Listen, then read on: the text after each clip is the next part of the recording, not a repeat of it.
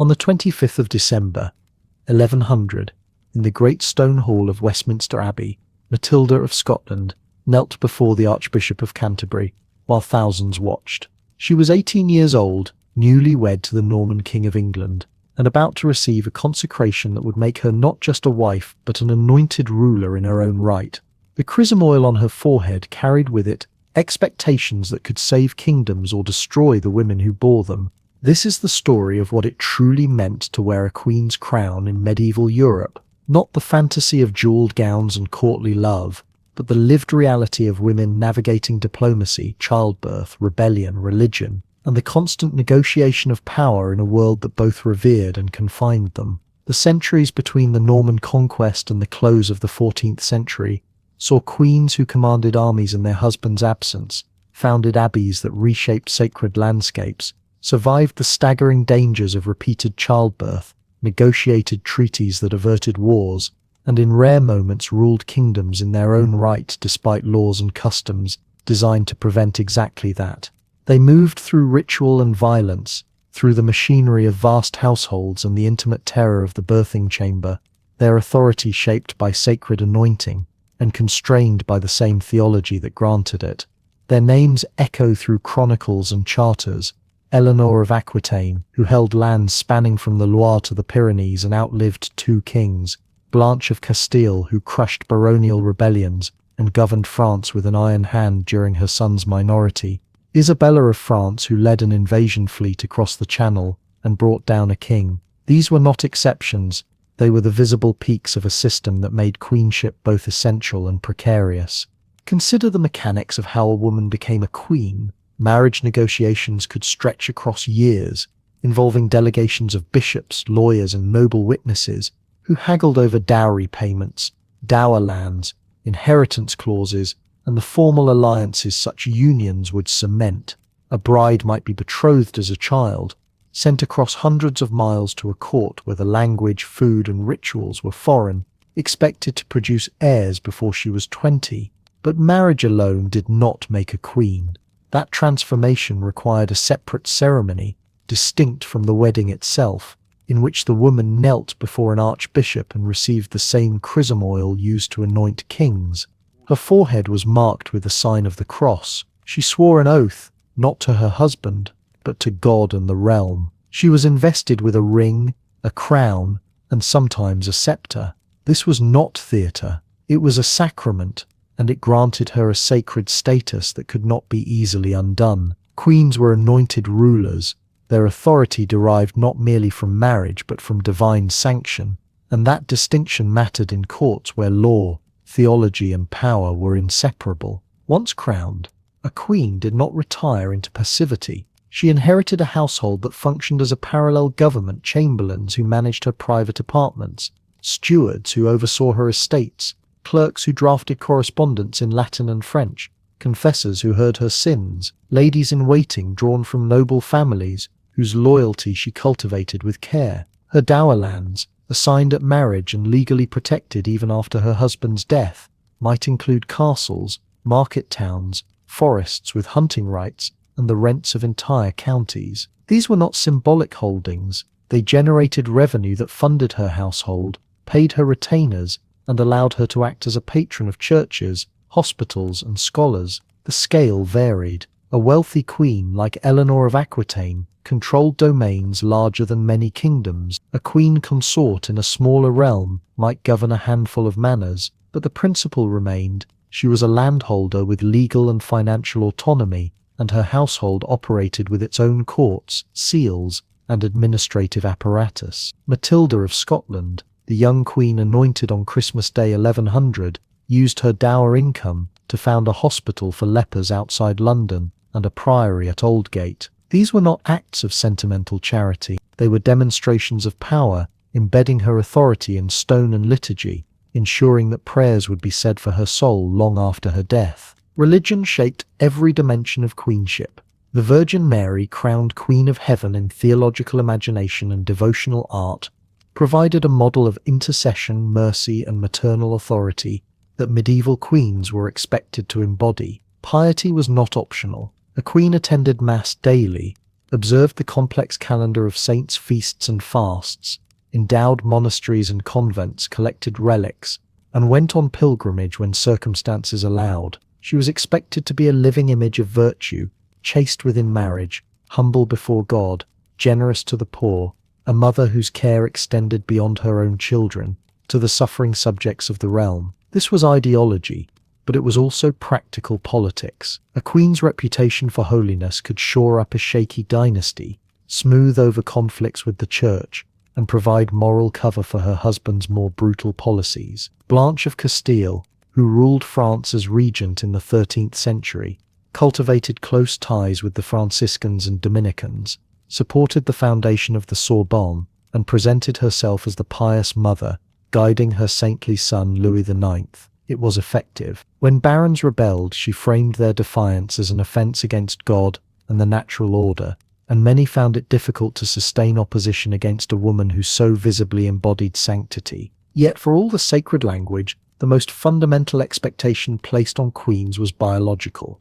Their bodies were instruments of state. They were expected to conceive heirs, ideally sons, and to do so repeatedly despite the staggering risks. Childbirth in the 12th or 13th century was the leading cause of death for women of childbearing age, and queens, who often married young and endured pregnancy after pregnancy, faced those dangers as frequently as any peasant. The process was ritualized. When a queen's pregnancy became visible, she withdrew into confinement, attended by midwives and female relatives, cut off from the wider court. Labor could last days.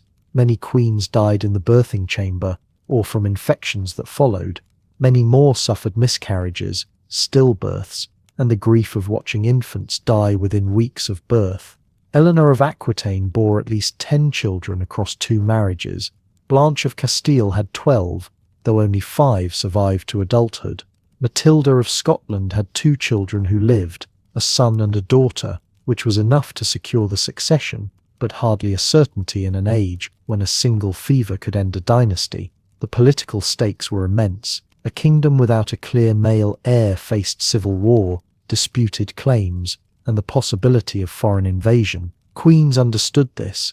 They endured the physical toll because their failure to produce sons could mean the collapse of everything their families had built.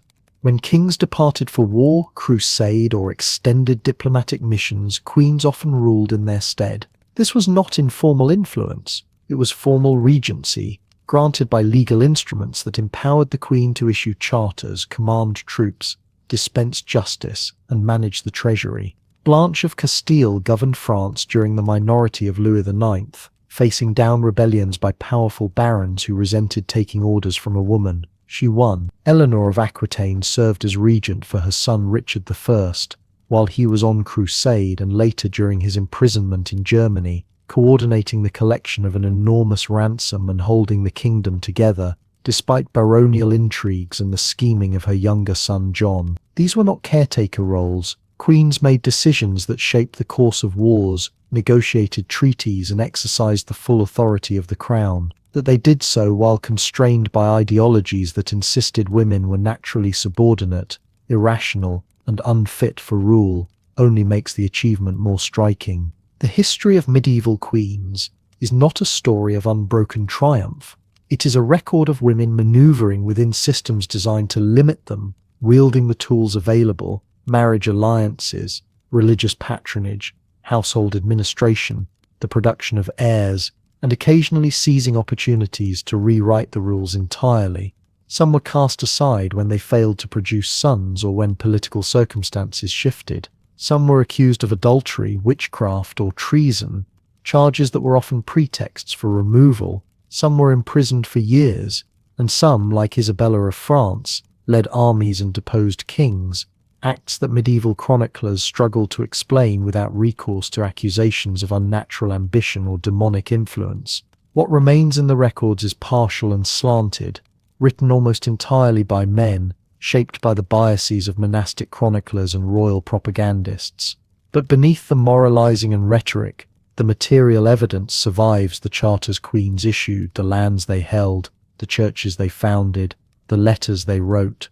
These fragments allow a reconstruction, however incomplete, of the rhythms and structures that define their lives.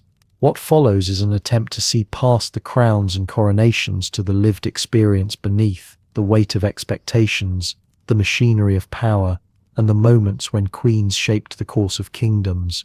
A royal marriage in the 12th or 13th century began not with romance but with negotiation. Long before a bride and groom stood together in a chapel, ambassadors met in drafty halls to argue over clauses. Treaties outlined the bride's dowry, the portion of wealth or land her family would transfer to the groom's household. They specified her dower, the property she would control during widowhood, a guarantee that even if her husband died she would not be left destitute. They addressed inheritance rights for any children born of the union, questions of succession if the groom's line failed, and the political alliances the marriage was meant to cement. A marriage was a binding contract between kingdoms or great noble houses, and every detail mattered. When Henry I of England sought a bride in 1099, he chose Matilda of Scotland not for her beauty, but for her lineage. She was descended from the old Anglo-Saxon royal house through her mother, a connection that could help legitimize Norman rule over a still restive English population. Her father was Malcolm III of Scotland, making the match useful for securing the northern border. The negotiations took months. Matilda brought no vast dowry of gold, but she brought legitimacy, and that was worth more than coin. The ceremony itself was a carefully choreographed sequence of symbolic acts, each designed to transform a foreign princess or noble daughter into a queen. Marriage came first, a sacrament performed by a bishop or archbishop in the presence of the high nobility.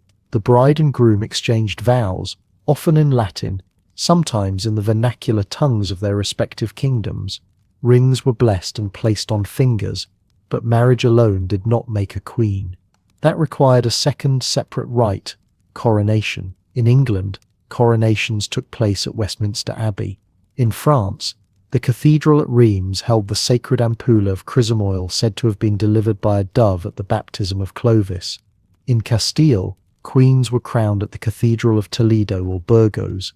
The timing varied. Some queens were crowned on the same day as their weddings. Others waited months or even years, crowned only after producing an heir or when political circumstances made the ceremony useful. The gap between marriage and coronation was a reminder that queenship was not automatic. It had to be conferred. The coronation began with procession. The queen, dressed in robes of silk or heavy brocade, often embroidered with gold thread and lined with fur, walked into the church accompanied by bishops, nobles, and her own household. She carried herself with the stillness required of ceremony, aware that every gesture would be scrutinized. The congregation rose. Chant filled the vaulted space, voices layered in polyphony, the Latin phrases invoking divine blessing and protection. The queen knelt before the altar. The archbishop or presiding bishop approached, carrying a vial of chrism, a mixture of olive oil and balsam that had been consecrated for sacred use. This was the moment that mattered most. The archbishop dipped his thumb into the oil and traced the sign of the cross on the queen's forehead, sometimes on her hands and breast as well, depending on regional custom. The anointing was a sacramental act, not merely symbolic. It marked the queen as chosen by God, set apart from ordinary women, granted a sacred status that marriage alone could not provide. The oil sank into her skin, a tangible link between earthly authority and divine sanction. After anointing came investiture. The archbishop placed a ring on the queen's finger, a symbol of her marriage to the kingdom as much as to the king. He handed her a scepter, often topped with a dove or fleur-de-lis, representing her role as intercessor and bearer of mercy. In some regions she received a rod or staff, signifying judicial authority. Then came the crown itself, a circlet of gold set with gems, sometimes borrowed from a predecessor, sometimes commissioned new. The weight was considerable. The metal pressed down on the queen's skull, a physical reminder of what she had accepted. The archbishop pronounced prayers in Latin, calling on God to grant her wisdom, strength, and the courage to uphold justice. The queen swore an oath, her words carrying across the stone hall. The exact phrasing varied by kingdom, but the substance was consistent. She promised to protect the church, to defend the rights of widows and orphans, to uphold the laws of the realm. Her oath was separate from the king's, a distinct commitment that acknowledged her own sphere of authority. The theological significance of anointing cannot be overstated.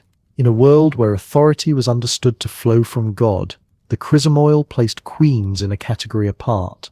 They were not simply wives or mothers.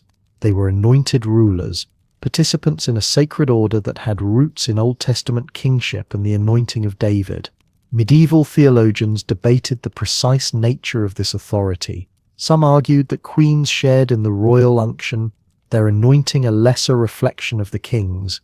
Others insisted that queens received a distinct grace, one suited to their particular duties as mothers, intercessors and patrons of the church. Either way, the anointing granted them a legitimacy that could not easily be undone. A queen who had been consecrated with holy oil could not be set aside without ecclesiastical approval, a fact that offered some protection, however fragile, against the whims of kings and the shifting tides of political fortune. The ceremony concluded with Mass. The newly crowned queen took communion, receiving the body and blood of Christ as an anointed member of the sacred order. She processed out of the church, now wearing the crown and carrying the symbols of her office, and the crowd outside erupted in acclamation. Bells rang. In some cities, wine flowed from public fountains and alms were distributed to the poor, acts of generosity meant to signal the beginning of a reign marked by justice and mercy. The queen returned to the palace for a feast, where she sat beside the king on a raised dais, visible to the assembled nobility. Dishes arrived in procession, roasted meats, pies filled with spiced game, subtleties sculpted from marzipan and sugar. Minstrels played, toasts were offered. The queen smiled and nodded, performing the role she had just been consecrated to fill. Regional variations shaped the ceremony's particulars. In England, the rite followed the Roman tradition closely, with the Archbishop of Canterbury presiding and the ceremony conducted in Latin. French coronations at Reims emphasized the continuity of the Capetian dynasty, the sacred ampulla reinforcing the idea that French kings and queens ruled by divine right unbroken since Clovis.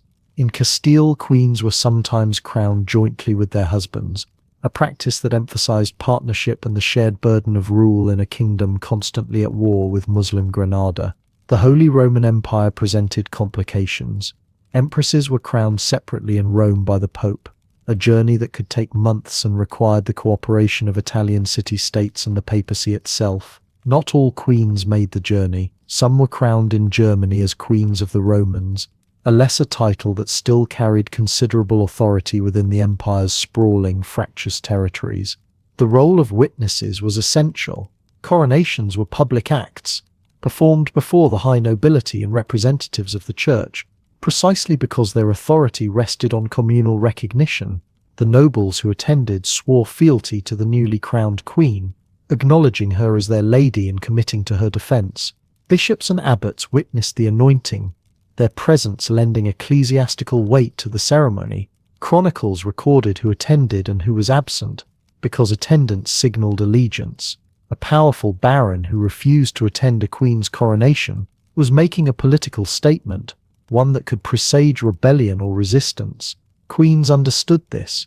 They paid close attention to who knelt before them and who stood at a distance, reading the room for signs of loyalty or trouble yet to come. Once anointed, a queen did not simply retire to private chambers. She inherited a vast household machinery and a web of obligations that defined her days. A queen did not rule from nowhere. She commanded through structure, and that structure was her household. This was not a single hall or a ceremonial office, but a mobile, sprawling administrative machine that traveled with her, wrote in her name, managed her wealth, enforced her will, and connected her to hundreds of estates scattered across the kingdom. The household was a mirror institution to the king's, with its own officers, its own treasury, and its own legal jurisdiction. It was the engine of queenly power, and understanding it means understanding how a medieval woman could wield authority that shaped the realm. At the heart of the household stood the Great Chamberlain, a figure responsible for overseeing the queen's private apartments, her wardrobe, and the flow of people granted access to her presence. The Chamberlain controlled who spoke to the queen, and when, a gatekeeping function that made the position one of immense informal influence. Below the chamberlain came a layered hierarchy of officers. The steward managed the hall, overseeing meals, hospitality, and the complex logistics of feeding dozens or hundreds of people daily. The chancellor led the writing office, where clerks drafted letters, kept financial records, and copied charters that bore the queen's seal. The confessor, often a learned cleric, attended to her spiritual welfare, but also served as an advisor on matters touching theology, charity, and the church. Ladies-in-waiting, drawn from noble families, served both as companions and as political operatives, their marriages and loyalties carefully cultivated to bind powerful families to the queen's circle. This was not ceremonial pageantry. These officers did work that required literacy, legal knowledge, and diplomatic skill. The clerks who staffed the queen's chancery wrote in Latin and French, maintaining correspondence with bishops, abbots, noble families, and foreign courts. They managed petitions from tenants seeking justice or favor, tracked debts owed to the queen, and issued writs that carried her authority into the provinces. When Eleanor of Aquitaine held court in Poitiers in the latter half of the 12th century, her household employed a staff of clerks who could rival any baron's administration. When Philippa of Hainault became Queen Consort of England in 1328, her household numbered more than 200 people, including knights, squires, chaplains, physicians, laundresses, cooks, and grooms. The scale of such establishments was not vanity, it was the necessary apparatus of governance. The queen's wealth came primarily from her dower, the portion of royal lands assigned to her at marriage for her maintenance, and as security for her widowhood. Dower was not a gift from the king, it was a legal right, negotiated in marriage treaties and protected by custom and canon law. A typical dower might include castles, entire towns, manors with their rents and dues, forests with hunting rights, mills, fisheries, markets, and the tolls collected there. These properties generated revenue in coin, in kind, and in labor services owed by tenants. They were administered by stewards and bailiffs who answered to the queen's household, not the king's exchequer. The income could be substantial. Eleanor of Aquitaine's dower, after her marriage to Henry II, included lands worth thousands of pounds annually, enough to fund military campaigns or ransom a king. Philippa of Hainault's dower in England eventually encompassed estates that stretched from the Welsh marches to the fenlands of Lincolnshire. This financial autonomy mattered profoundly. A queen with her own revenue could fund her own policies. She could offer patronage to monasteries, commission buildings, support scholars, and maintain a network of clients who owed their positions to her favor rather than the king's. She could lend money to nobles or towns, a practice that bound them to her through debt and gratitude. The legal independence of her household meant she could hold her own courts, hearing cases involving her tenants and issuing judgments in her name. In some regions, the queen's lands had immunity from royal taxation, a privilege that reinforced her status as a parallel authority. This was not theoretical. Queens defended their dower rights in law courts, sometimes against their own husbands. When a king tried to seize lands from a queen's dower to fund a war or reward a favorite, he risked not only her wrath, but also accusations of violating sacred marital contract. The rhythm of the queen's days reflected this dual role as sacred figure and working administrator. Morning began with attendance at Mass in her private chapel or the castle's great church, a public display of piety that also allowed her to consult with her confessor and receive petitioners seeking her intercession. After Mass came audiences. These were not idle social calls. They were the primary means by which the Queen conducted business. Nobles arrived to discuss marriages for their children. Bishops sought her support for monastic foundations. Merchants requested licenses to trade in her towns, and tenants brought disputes over land or inheritance that required her judgment. The Queen listened, consulted her officers, and issued decisions that her clerks would later formalize in writing. Much of the afternoon was devoted to correspondence. A queen might dictate letters to family members in distant courts, to abbesses overseeing convents she had endowed, or to stewards managing estates she had not visited in years. She read reports on harvests, rents collected, repairs needed to castle walls, and disputes among her officials. She reviewed accounts, comparing what her stewards claimed to have spent with what her clerks said should have been collected. This was tedious work, but it was also the work of power. A queen who did not know her income could not protect it, and a queen who could not protect her income was vulnerable to being sidelined by a king or his favorites. Religious observance punctuated the day at regular intervals. The liturgical hours called the household to prayer in the chapel, and feast days brought elaborate ceremonies that the queen was expected to attend, and sometimes to sponsor. Charity was both a spiritual duty and a political act.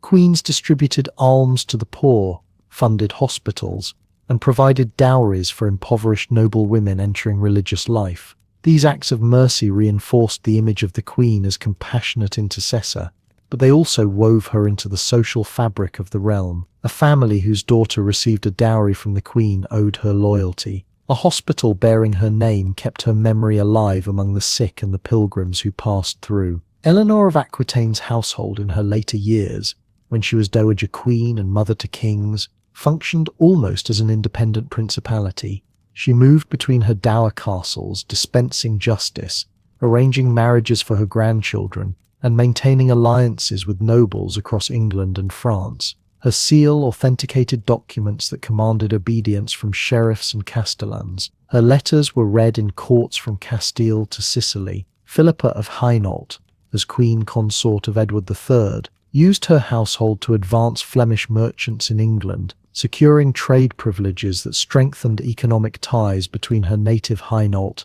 and her adopted kingdom. She interceded personally to save the lives of the burghers of Calais in 1347, a moment of queenly mercy that was recorded by chroniclers and remembered for centuries. These were not passive consorts. They were rulers working through institutions they controlled.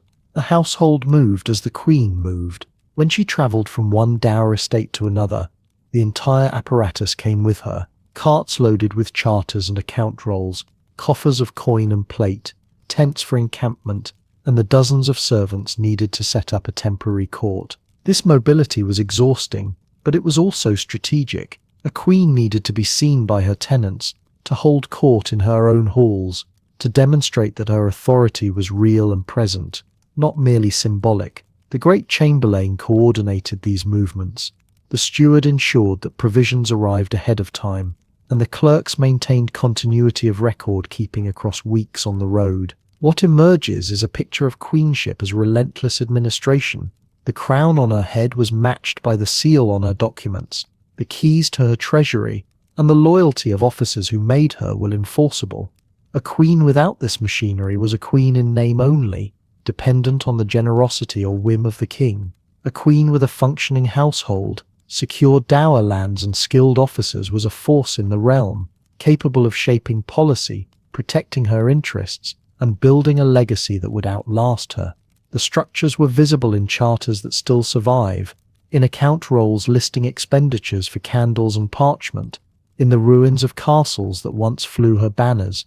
They were the bones of power, and they held the weight of the crown as surely as any ceremony or oath. A queen's authority was not confined to her estates. She was expected to embody virtue, piety, and maternal care, roles shaped profoundly by the religious culture of the age. A queen's authority rested on twin pillars, the anointing that consecrated her, and the piety that proved her worthy of it.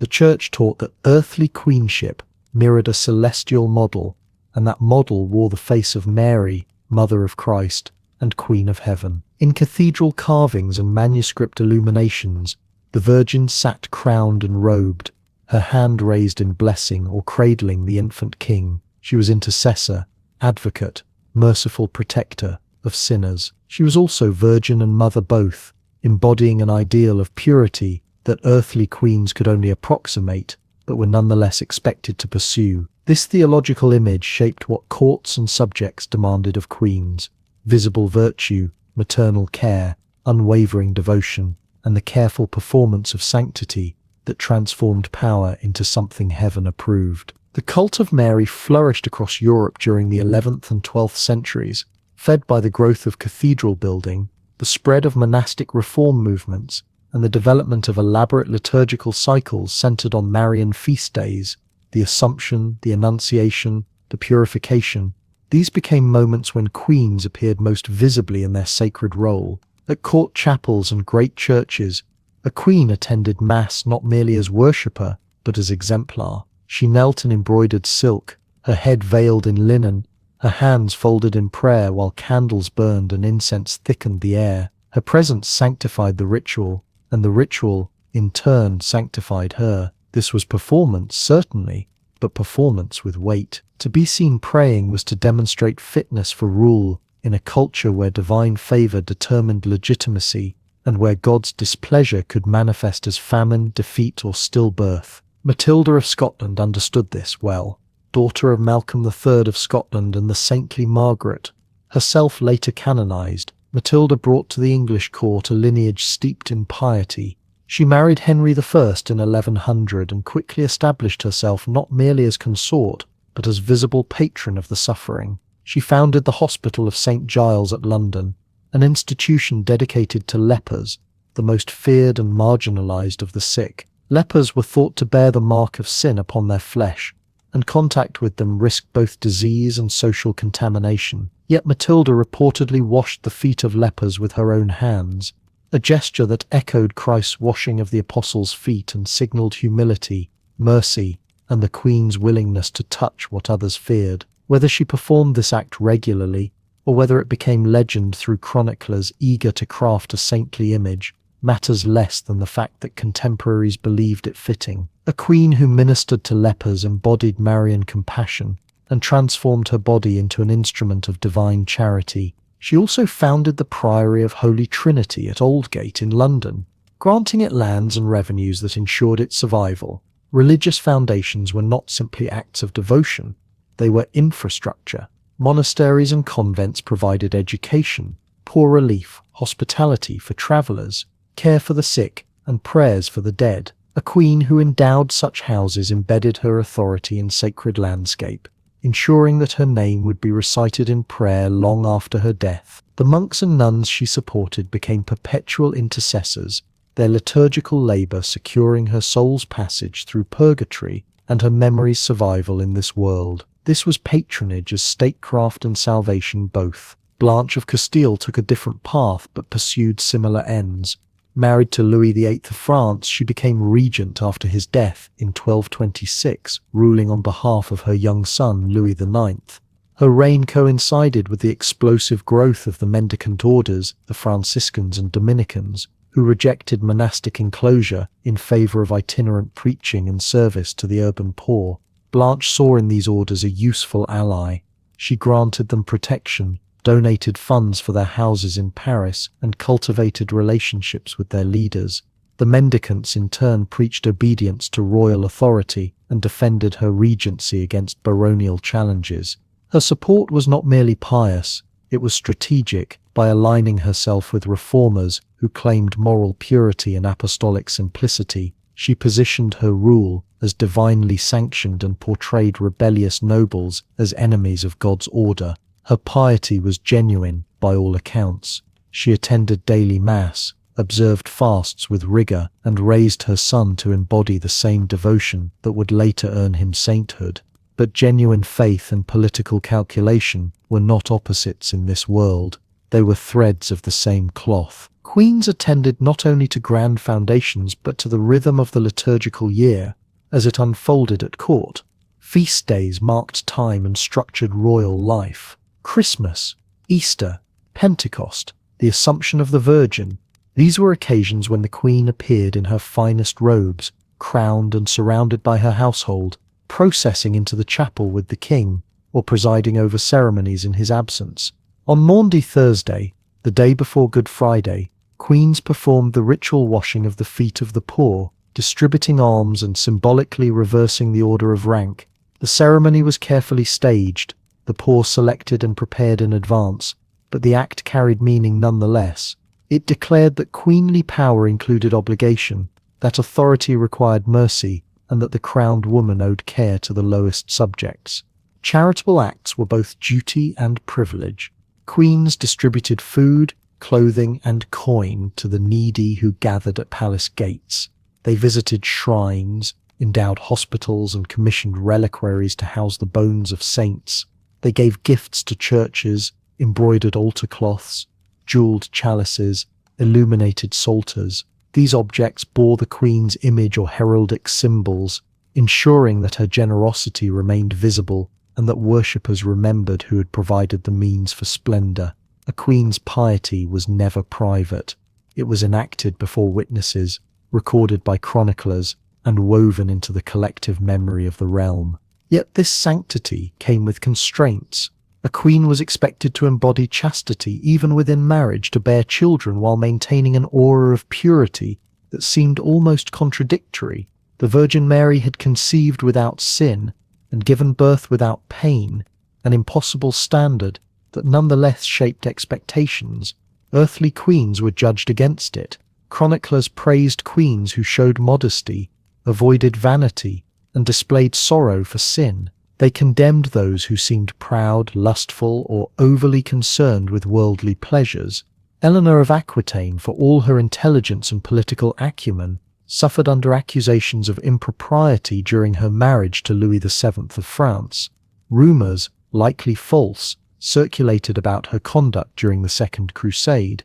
Her divorce from Louis was granted on grounds of consanguinity, a legal fiction, but the whispers about her character persisted, and later chroniclers portrayed her as ambitious and sensual, qualities that undermined claims to Marian virtue. A queen's reputation for piety was fragile and could be shattered by scandal, rumor, or the ambitions of enemies who weaponized moral judgment. The ideal of queenly virtue extended beyond personal conduct to encompass the queen's role as mother and peacemaker. She was expected to intercede on behalf of subjects, to plead for mercy when the king's justice turned harsh, to soften the edges of royal power with maternal compassion. This was not merely sentiment, it was formal function. Queens received petitions, heard grievances, and advocated for pardons. The rhetoric of intercession borrowed directly from Marian theology. Just as the Virgin interceded with Christ on behalf of sinners, so the Queen interceded with the King on behalf of the realm. This gave her influence without overt command, a voice in governance couched in the language of mercy rather than authority. It also meant that failure to secure clemency reflected poorly on the Queen's virtue, while success enhanced her reputation as benevolent protector. Religious ritual and queenly identity were so deeply entwined that a queen's spiritual failings could be read as political omens. If the realm suffered defeat, famine, or plague, preachers might wonder aloud whether the queen's sins had invited divine wrath. This placed enormous pressure on women to maintain visible piety, to attend Mass faithfully, to confess regularly, to avoid any appearance of moral lapse. The scrutiny was relentless and the stakes profound. A queen who lost the church's favor risked losing the realms, and a realm that doubted its queen's virtue might begin to doubt the legitimacy of her children or the wisdom of the king who had chosen her. Yet the same religious culture that constrained queens also offered them avenues for power. A queen who proved herself devout could claim moral authority that transcended the usual limits of gender. She could speak as God's instrument, frame her political acts as service to heaven, and position dissent as heresy or sin. Blanche of Castile wielded this authority with skill, using her reputation for piety to legitimize her regency and silence critics who might otherwise have challenged a woman's rule. Her son's later sanctification reflected well on her, confirming that she had raised a king pleasing to God and that her own soul shared in that grace. The Virgin Mary's image loomed over all of this, crown upon her head, mercy in her gaze, interceding eternally for a fallen world. Earthly queens could not be Mary, but they could try to resemble her, and in that resemblance find both burden and strength. The model demanded impossible perfection, yet it also granted queens a language of power rooted in the sacred, a claim to authority that even kings could not easily dismiss. A queen who embodied Marian virtue became untouchable, at least in theory, and her influence reached into the moral and spiritual life of the realm in ways that shaped law, custom, and memory long after her death. Yet for all the spiritual elevation, the queen's most fundamental duty was biological. Her body was the vessel through which dynasties survived or fell. A queen's spiritual authority could sanctify a reign. Her household could command estates and enforce justice. Her piety could win heaven's favor and the church's support. But none of these powers answered the question that shadowed every royal marriage from its first night: would she bear a son who lived?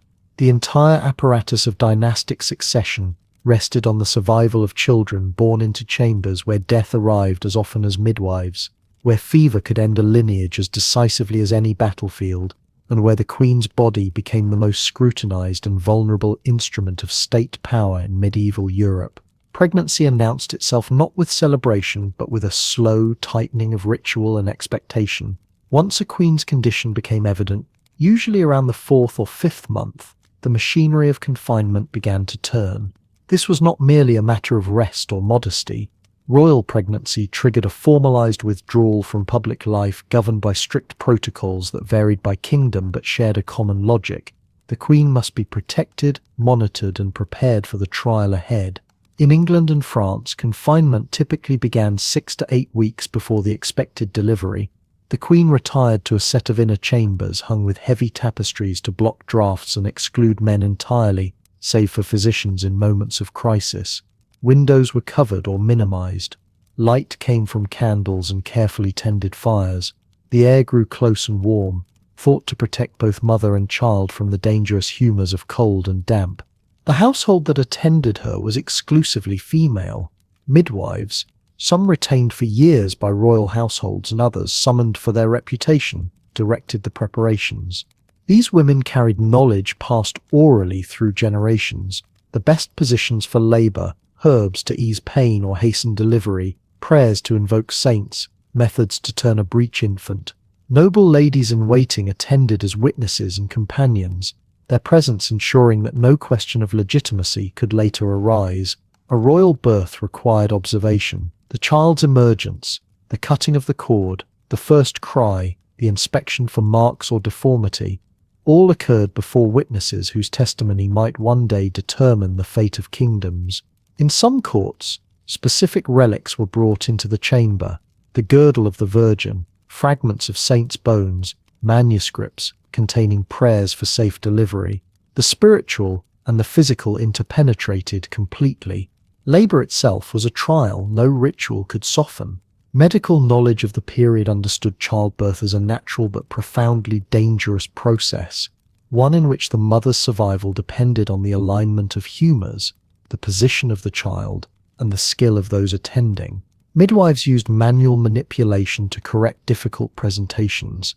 They administered mixtures of wine and herbs, including preparations of ergot, pennyroyal, or birthwort, substances whose effects ranged from mild stimulation of contractions to outright toxicity. Pain was expected and endured. The concept of maternal suffering as spiritually purifying, inherited from interpretations of Genesis and the curse of Eve, meant that relief was not always sought even when possible. Queens labored on birthing stools or in supported positions attended by women who held their hands, wiped their faces, and spoke the prayers that accompanied every stage of the ordeal. Many did not survive. The statistics are incomplete, drawn from chronicles that recorded royal deaths more reliably than common ones, but they are stark enough. Estimates suggest that 1 in every 20 to 30 births in medieval Europe resulted in the mother's death, and the figure was likely higher for women who endured repeated pregnancies in close succession, as queens invariably did. Infection following delivery, hemorrhage, obstructed labor, and puerperal fever claimed lives with grim regularity. Joan of England, daughter of King John, died in 1237 following the birth of her 4th child, while Queen Consort of Scotland, Isabella of Valois, child bride of Richard II of England, died in childbirth at the age of 19 in 1409, her death precipitating diplomatic crisis between England and France. Blanche of Lancaster, first wife of John of Gaunt, survived multiple births only to die in her early 40s, her body worn by the lay cumulative toll. Each death reverberated through succession lines and treaty obligations, destabilizing carefully constructed alliances and leaving kings scrambling to remarry. Surviving delivery did not end the danger. The 40 days following birth, the period of lying in, remained a time of acute vulnerability. Infection could set in from tears or retained tissue. Fever could spike without warning. Milk fever and breast infections afflicted nursing mothers, though royal women often employed wet nurses, delegating the physical burden while retaining symbolic maternal authority. At the end of this period, the ritual of churching marked the Queen's return to public and sacred life. She was led in procession to the chapel, where a priest performed a blessing that cleansed her of the impurity associated with childbirth and restored her to full participation in the liturgical and political community. Churching was both spiritual restoration and public confirmation that the Queen had survived. Her reappearance at court signalled continuity and the resumption of her roles in council and ceremony. Yet even a successful birth solved nothing if the child did not live.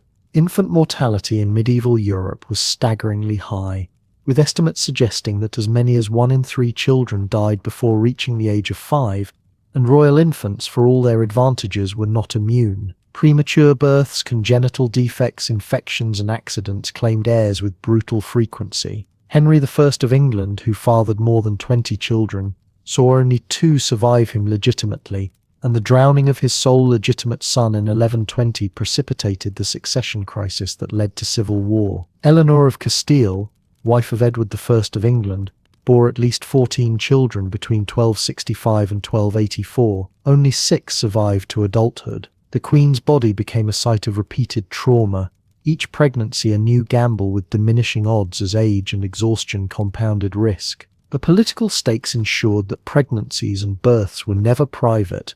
Ambassadors wrote dispatches speculating on the health of the Queen, the vigour of the newborn, the likelihood of survival. Astrologers were consulted to determine auspicious names and baptismal dates. Treaties included clauses contingent on the birth of heirs, with provisions for revised terms should a male child fail to appear. The gender of the child mattered immensely.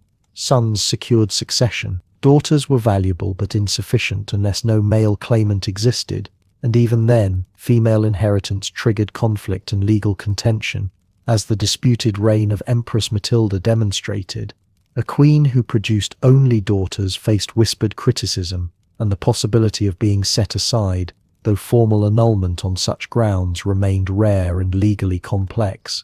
The pressure was unrelenting and began anew with each conception. Royal children, once born and surviving infancy, became instruments of diplomacy almost immediately. Betrothals were arranged in cradles. Contracts were drafted for children not yet able to speak, stipulating dowries, inheritance rights, territorial concessions, and military alliances. These marriages were understood as bonds between kingdoms, not romantic unions, and the children themselves were often sent away to be raised in foreign courts as surety for their parents' promises. Margaret of France, daughter of King Philip III, was betrothed at the age of 3 to Edward I of England, though the marriage was not formalised until she reached adolescence. Blanche of Castile was sent to France as a child to marry the future Louis VIII. Her upbringing deliberately French to ease her transition. The separation from parents was understood as necessary, a sacrifice expected of royal children whose lives belonged not to themselves but to the dynasties they embodied.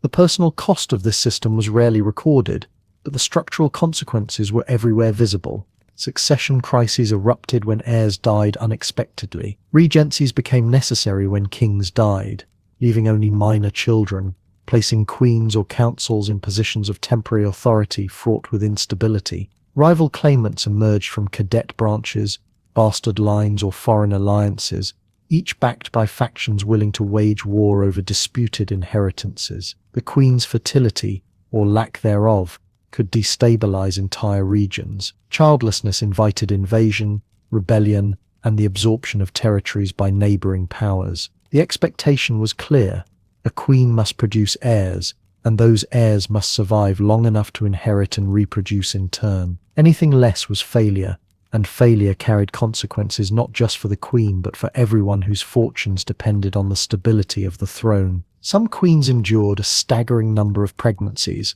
Philippa of Hainaut, wife of Edward III of England, bore at least 12 children between 1313 and 1346, a span of over 30 years.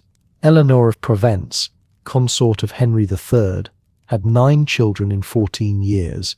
The toll on their bodies can only be imagined, though chroniclers occasionally recorded details: prolonged illnesses, following births, difficulty walking, early aging. The medical interventions available were limited and often as dangerous as the conditions they purported to treat. Bloodletting, herbal purgatives, and the application of hot compresses were standard responses to postpartum complications, with outcomes that ranged from benign to catastrophic. When kings rode to war or departed on crusade, queens did not retreat into silence. They ruled. When a king departed for war, crusade, or captivity, the machinery of governance did not simply pause. Councils still convened, taxes still arrived in the treasury, armies still required provisions and payment, castles still needed commands. Someone had to hold the realm together, and across medieval Europe, that someone was often the queen. Regency was not a symbolic gesture or an act of courtesy. It was the transfer of executive authority, formalized through legal instruments, that transformed a consort into a ruler wielding her husband's power in his name. The instruments themselves varied by kingdom and circumstance, but they shared common features. A king departing for crusade or military campaign would issue letters penned under his great seal, delegating authority to the queen and typically naming a council of advisors to support her decisions.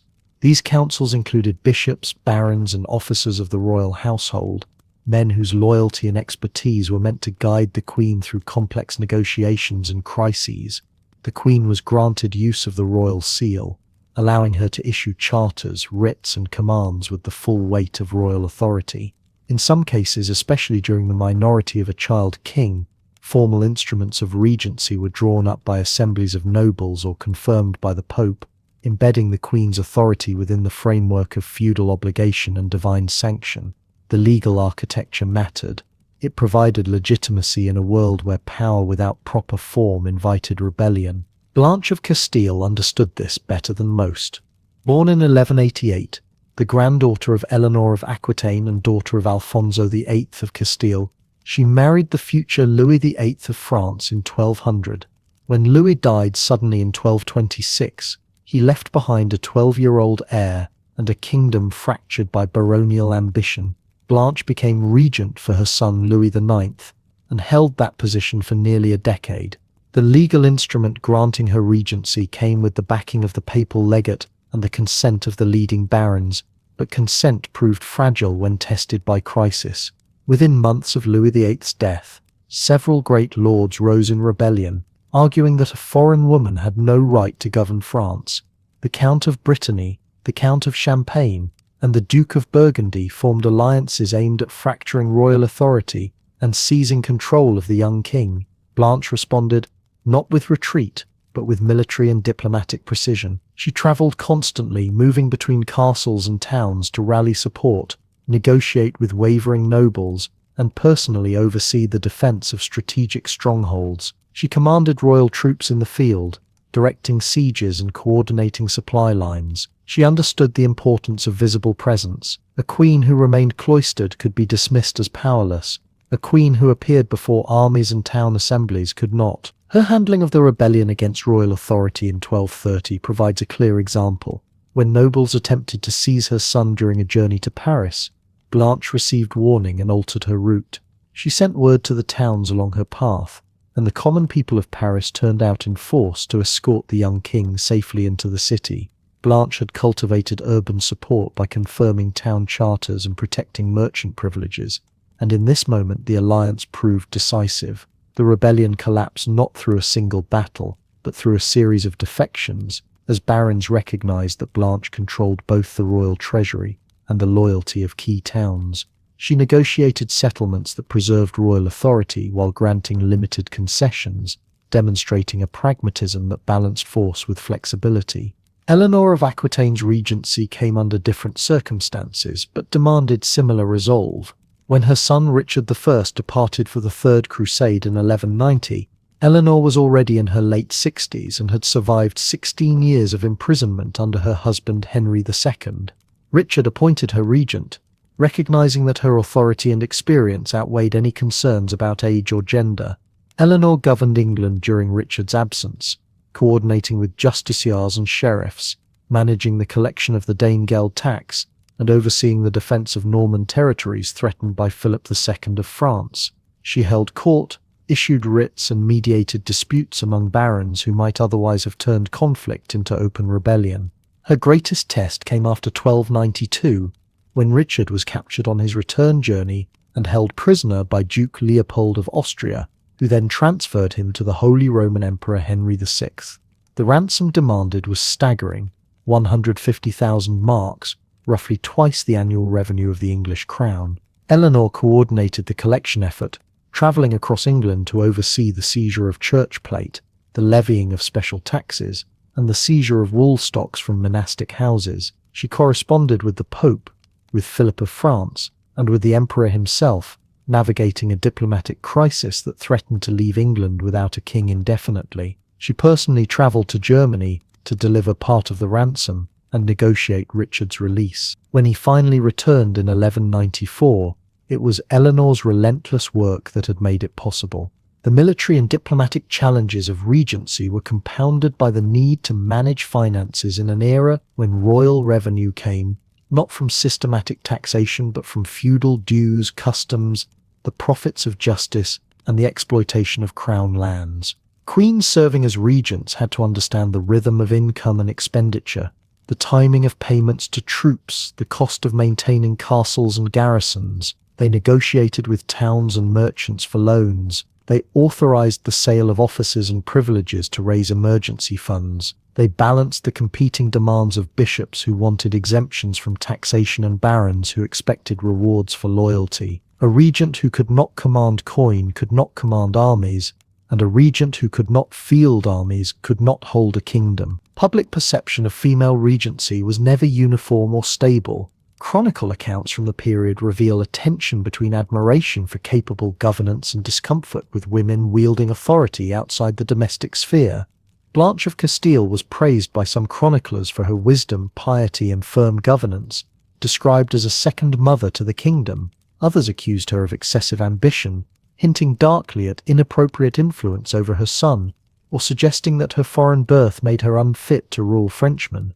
The rhetoric deployed against female regents often centered on accusations of unnaturalness, the claim that women governing men violated divine order. Defenders of regency authority responded by invoking the model of the Virgin Mary as Queen of Heaven, the example of biblical figures such as Esther or Judith, who saved their people through wise action, and the practical argument that a kingdom required governance regardless of the sex of the governor. The language of legitimacy mattered as much as the fact of power. Queens ruling, as regents, took care to issue documents in the name of the king, whether absent or underage, framing their authority as derived and temporary rather than independent. They surrounded themselves with male councils, whose presence signaled continuity with traditional forms of governance.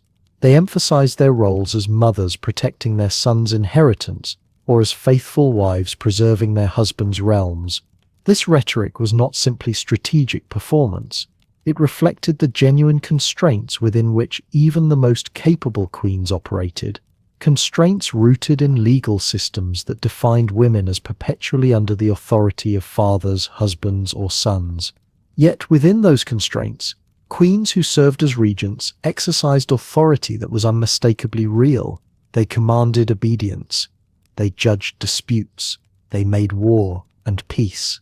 They shaped policy and law. The temporary nature of regency did not diminish the magnitude of what it required or the skill with which many queens fulfilled their duties. Blanche of Castile governed France for years. Eleanor of Aquitaine held England through crisis. Dozens of lesser-known queens managed duchies, counties, and kingdoms, while their husbands fought distant wars. The historical record, fragmentary as it is, preserves enough evidence to make clear that regency was not a ceremonial title, but a demanding role that tested the limits of political ability and personal endurance. Regency was temporary authority granted by circumstance, but some queens seized power outright, rewriting the rules of succession and kingship itself.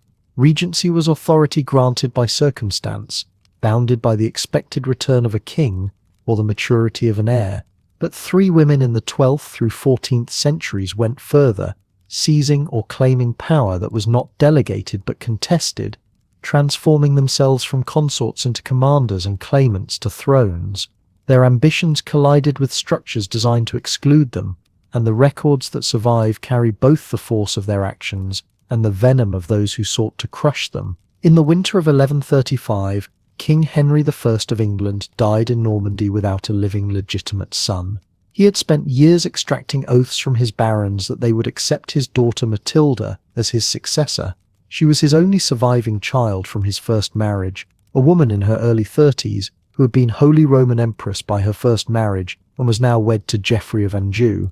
The oaths had been sworn repeatedly, but oaths were fragile things when weighed against the unease many nobles felt at the prospect of a female ruler.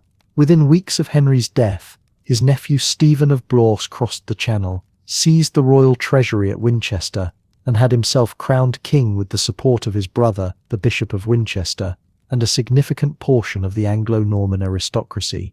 Matilda did not accept this. She gathered support in Normandy and in 1139 landed in England to press her claim by force. What followed was a civil war that lasted nearly 2 decades, a conflict chroniclers later called the Anarchy. It was a war of sieges, shifting allegiances, and scorched harvests. Matilda commanded armies, negotiated with barons, and in 1141 briefly held London after capturing Stephen at the Battle of Lincoln. For a few months she styled herself Lady of the English and began issuing charters in her own name, but her position was precarious. She alienated Londoners by demanding heavy taxes, and Stephen's wife, also named Matilda, rallied forces to continue the fight. The Empress Matilda was driven from London before she could be crowned, and her most powerful supporter, her half-brother Robert of Gloucester, was captured shortly afterward. The stalemate dragged on. Matilda never gained the throne, but neither did she surrender. She eventually withdrew to Normandy, where she focused her energies on securing the succession for her son Henry, who would inherit both her claim and the vast Angevin lands through his father. When Stephen's own son died in 1153, the exhausted king agreed to recognize Henry as his heir. The following year Stephen died, and Henry became king. Matilda had not ruled, but she had preserved her lineage and ensured the throne passed to her bloodline. She spent her final years advising her son, a figure of authority even without a crown. She died in 1167, and her epitaph called her daughter of one king, wife of another, and mother of a third. The ideological resistance Matilda faced was rooted in more than politics. Canon law and theological tradition overwhelmingly favored male inheritance, drawing on scriptural passages that framed women as subject to men and interpreting queenship as derivative of a husband's or son's authority. Chroniclers hostile to Matilda described her as arrogant, grasping, and unwomanly. They accused her of forgetting her proper place and usurping powers that God had reserved for men. One wrote that her pride made her unbearable even to her own supporters. The rhetoric was consistent. Ambition in a woman was not admirable resolve, but unnatural vice. Eleanor of Aquitaine never claimed a throne, but she came closer than most to ruling in defiance of her husband. She had inherited the Duchy of Aquitaine as a young woman, making her one of the wealthiest and most powerful landholders in France. Her marriage to Louis VII of France ended in annulment in 1152, and within weeks she married Henry of Anjou, who became Henry II of England 2 years later. For 2 decades she was his queen, bearing him 8 children and administering her own lands in Aquitaine with considerable autonomy, but by 1173 the marriage had fractured. Eleanor supported a rebellion led by her sons Henry the young king, Richard and Geoffrey, against their father, who had centralized power and refused to grant them meaningful territories to govern. The rebellion failed.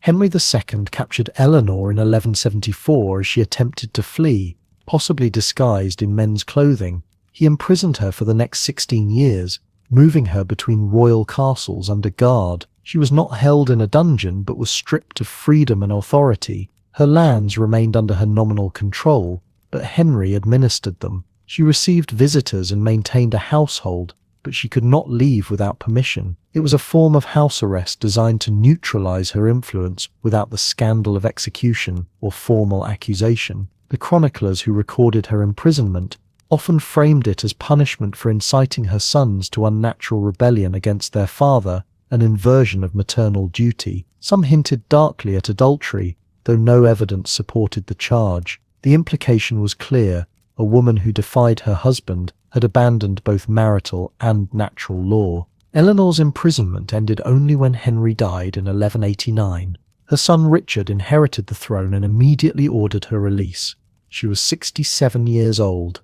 She spent the next 15 years as one of the most active political figures in Europe, serving as regent during Richard's crusade, raising his ransom when he was captured, and helping to secure the succession of her youngest son John after Richard's death. Her authority in old age exceeded what she had wielded as queen consort, a testament to the paradox that widowhood and survival could grant freedoms that marriage denied. Isabella of France went further still. She did not claim a throne for herself, but she brought down a king. She was the daughter of Philip IV of France and married Edward II of England in 1308 when she was 12 years old. The marriage was meant to secure peace between the two kingdoms, but Edward's reign was turbulent, marked by military failures in Scotland, baronial resistance, and his open favouritism toward a succession of male companions, most notably Piers Gaveston and later Hugh Despenser the Younger. Isabella bore Edward 4 children, fulfilling her dynastic duty, but by the early 1320s her position had deteriorated. Despenser and his father controlled access to the king, sidelined the queen, and appropriated her estates. Isabella was effectively marginalized in her own court. In 1325, Isabella travelled to France to negotiate a peace treaty with her brother King Charles IV. She did not return. Instead, she began gathering support for an invasion, allying herself with Roger Mortimer, an exiled English baron who had escaped from the Tower of London and fled to the continent. Mortimer became her lover, a relationship that scandalized contemporaries and provided ample material for hostile chroniclers. In September 1326, Isabella and Mortimer landed in England with a small force. They were joined rapidly by disaffected barons and Londoners, who despised the Despensers. Edward's support collapsed. He fled westward, was captured, and was forced to abdicate in favour of his 14-year-old son, Edward III.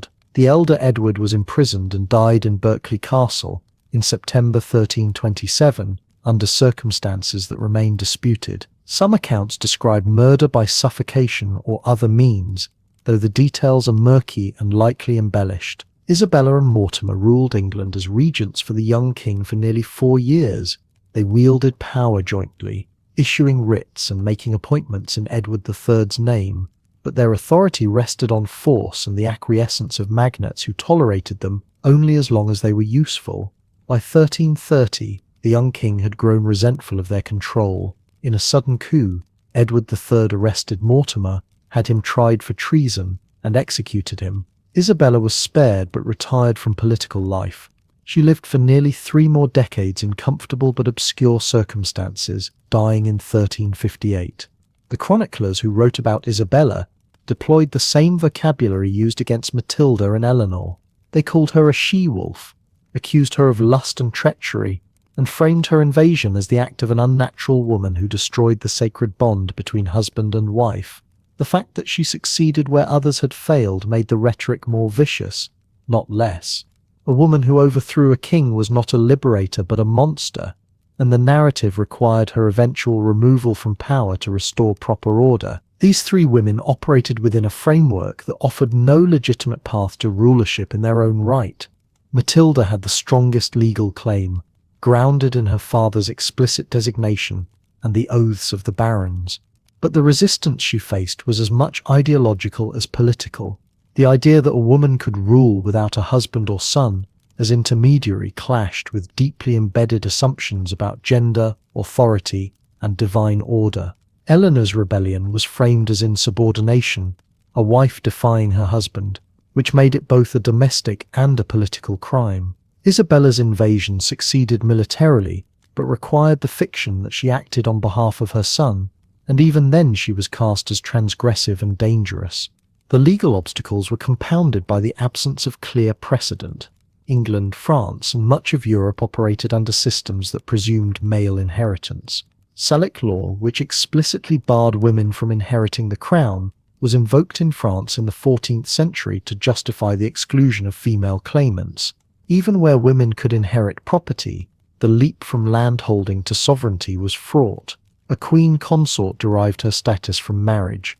A queen regnant ruling in her own name was a rarer and more contested figure, one whose authority had to be continually defended against accusations that she was overstepping bounds set by God and nature. Yet these women were not powerless, nor were they isolated.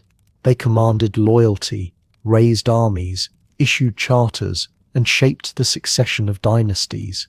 Their stories reveal that the exclusion of women from formal rulership was never complete or uncontested. It required constant reinforcement through law, chronicle, and rhetoric. The fact that Matilda, Eleanor, and Isabella could act as they did demonstrates that power in the medieval world was more negotiable than the official structures suggested. The condemnation they faced in turn reveals how threatening such negotiation was to those who benefited from the existing order. Beyond the battlefield and throne room, queens cultivated power through networks of influence, correspondence, and patronage that spanned kingdoms. Power travelled on parchment as much as it travelled on horseback. A queen who commanded no army might nevertheless shape the course of wars through a carefully worded letter sent to a distant bishop, or a marriage negotiation conducted over months of correspondence. The authority granted by coronation and household machinery found its most flexible expression not in ceremony or estate management, but in the networks queens built through ink, alliance, and the careful architecture of obligation. These were systems of influence that operated quietly, often invisibly, threading through the formal structures of kingship to create channels of communication and leverage that could survive political upheaval, outlast military defeats, and bind together realms separated by mountain ranges and hostile borders. The Queen's writing chamber was a nerve centre of diplomacy. Here, clerks trained in Latin, French, and sometimes the vernacular tongues of distant courts produced letters that required not only linguistic skill but political fluency. A message to the Pope required different rhetoric than one to a merchant guild or a rebellious baron. Queens dictated, revised, and sealed correspondence that ranged from formal treaty language to intimate appeals for support. Eleanor of Aquitaine, during her years of influence before and after her imprisonment, maintained contact with figures across England, France, the German territories, and Rome. Her letters, composed in Latin and French, addressed abbots, archbishops, her sons, and rival magnates with a voice that shifted registers depending on the recipient. The seal pressed into wax at the bottom of each document carried her personal authority, distinct from her husband's, and recipients understood that a letter from the Queen was not mere courtesy, but a political instrument. Language itself became a form of power. Many queens were multilingual by necessity. Matilda of Scotland spoke English and Norman French. Berengaria of Navarre brought Navarrese and Occitan to the English court. Eleanor of Castile, Queen of England in the late 13th century, corresponded in Castilian, French, and Latin, and her household included translators who could render documents into the languages of Aragon, Portugal, and the Italian city-states. This linguistic range allowed queens to bypass intermediaries to communicate directly with foreign rulers, church officials, and merchant networks. It also meant they could read intelligence reports, legal documents, and theological treatises without relying on potentially unreliable translation.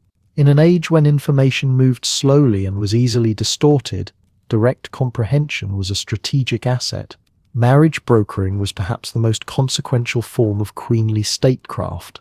Royal children were dynastic tools, and their marriages required years of negotiation involving dowries, dower rights, territorial concessions, military alliances, and the resolution of potential inheritance conflicts. Queens often took the lead in these negotiations, not only because maternal authority gave them a recognized stake in their children's futures, but because marriage diplomacy required the very skills queens cultivated: patience, linguistic ability, knowledge of foreign courts, and the capacity to manage complex webs of obligation. Blanche of Castile arranged the marriage of her son Louis IX to Marguerite of Provence in 1234, a union that secured the southern frontier of France and tied the Capetian line to the powerful counts of Provence. The negotiations involved envoys traveling between Paris and Provence for months, detailed correspondence about the size of the dowry, and careful consideration of how the marriage would affect relations with the German emperor and the Italian principalities. Blanche did not merely approve the match, she orchestrated it, using the marriage as a lever to stabilize a kingdom still recovering from baronial rebellion. Such negotiations were not abstract exercises. They involved the physical movement of children, sometimes very young, to foreign courts. A daughter betrothed at age 7 might be sent to live with her future in-laws to learn their language and customs. A son promised in marriage might travel with a retinue of advisors and chaplains to a kingdom where his mother had cultivated relationships years earlier through letters and gifts. Queens maintained contact with these distant children through correspondence, sending advice, money, and political intelligence. Eleanor of Provence, Queen of England, arranged marriages for all 5 of her children, using each union to strengthen ties with Castile, Scotland, and the German territories. Her letters to her daughters, married into foreign courts, served as conduits for information and influence, creating a network that extended English diplomatic reach across the continent. Intervention in noble disputes was a formalized aspect of queenly authority. The Queen's role as intercessor, rooted in the theological model of the Virgin Mary pleading for humanity before God, translated into a political function. Nobles who had offended the king, faced financial ruin, or sought clemency for crimes could petition the Queen to intervene on their behalf. This was not mere ceremony. Queens held audiences, heard petitions, and then approached the king in council or in private to argue for leniency. The king's acceptance of such intercession was understood as a demonstration of mercy tempered by wifely counsel, a narrative that allowed both parties to preserve dignity while resolving conflicts that might otherwise escalate. Chroniclers recorded specific instances of this process. In 1240, Blanche of Castile intervened to prevent the execution of a nobleman accused of treason, arguing before her son that the man's family had served the crown loyally for generations. Her plea was accepted, the sentence commuted to exile, and the family retained much of its property. The intercession served multiple purposes. It allowed Louis to demonstrate magnanimity, it preserved a powerful family's loyalty, and it reinforced Blanche's role as a stabilizing force within the kingdom. The mechanism worked because it was predictable. Nobles knew they could approach the Queen, and kings understood that granting such petitions enhanced their own reputations for justice. But the system also gave queens real leverage.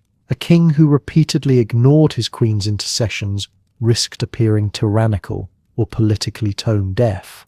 A queen who interceded too often, or on behalf of the king's enemies, risked accusations of disloyalty or undue influence. The balance required careful judgment and a deep understanding of court factions, the king's temperament, and the broader political landscape. Patronage of scholars, poets, architects, and artists allowed queens to shape cultural narratives and embed their influence in the intellectual and physical landscape. Eleanor of Aquitaine supported troubadours whose poetry celebrated courtly love, chivalric virtue, and the moral authority of noble women. This was not idle entertainment. The songs performed in her court and carried by itinerant musicians to other halls helped construct an image of queenship rooted in wisdom, beauty, and refined judgment. Blanche of Castile commissioned illuminated manuscripts, including several moralized Bibles whose imagery linked royal authority to divine sanction. She funded the expansion of churches and the construction of hospitals, projects that displayed piety while creating institutions that bore her name and memory. Marguerite of Provence, Queen of France in the mid-13th century, patronized the Franciscan order, funding friaries and supporting the theological work of scholars, who defended mendicant ideals. Her patronage linked the French crown to a reform movement within the church, enhancing the monarchy's reputation for holiness. Architectural patronage was particularly durable. Queens founded abbeys, rebuilt castle chapels, and commissioned bridges and market halls. These structures served practical purposes but also functioned as monuments to queenly authority. The seal of the patron, often displayed in stone carvings or endowment charters, ensured that future generations would associate the building with its royal benefactor. The chapel Eleanor of Castile, commissioned at Waltham Abbey, included her personal heraldry, worked into the stained glass, and carved into the choir stalls. Visitors centuries later could see the Queen's mark and understand that this sacred space owed its existence to her generosity and piety.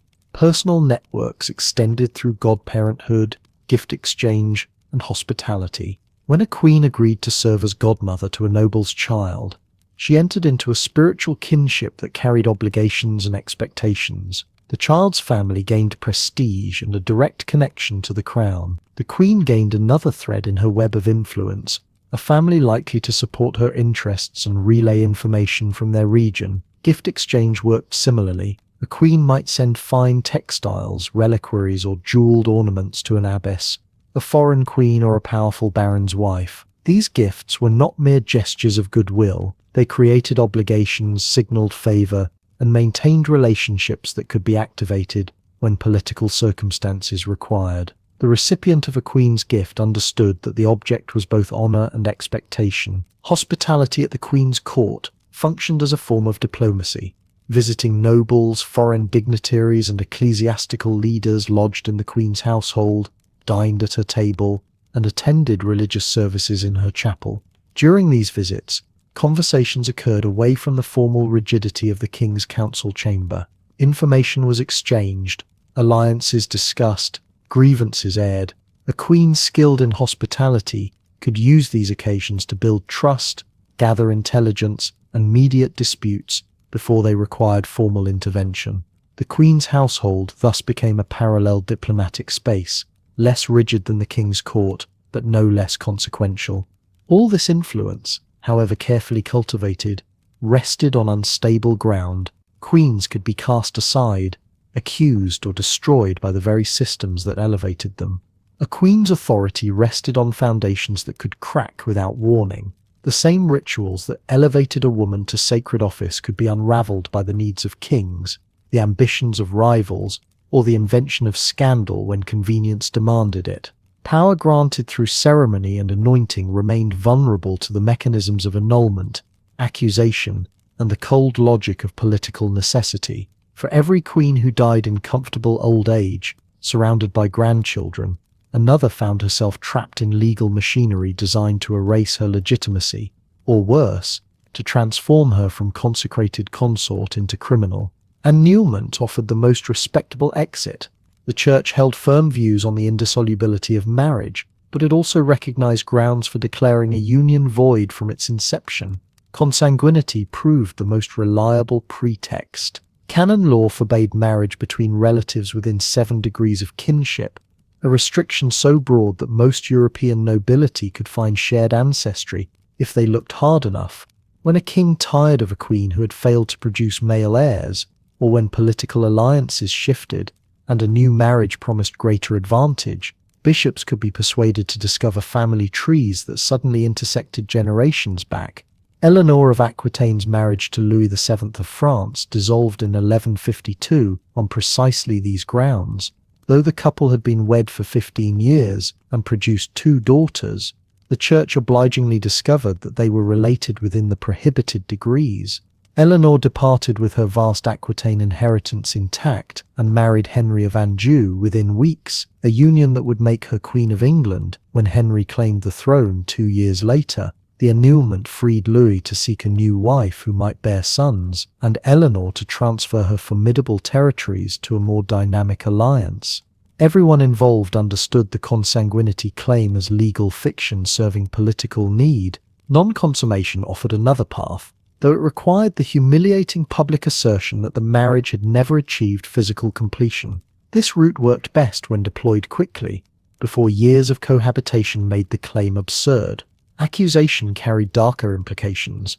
When annulment proved inconvenient or impossible, when a queen had powerful family connections that made quiet dissolution risky, or when a king sought not merely separation but total destruction of a rival's legitimacy, the charge of adultery transformed a consecrated queen into a traitor. The logic ran with brutal efficiency. A queen's body belonged to dynastic succession. Any sexual contact outside marriage threatened the purity of the royal bloodline and cast doubt on the legitimacy of heirs.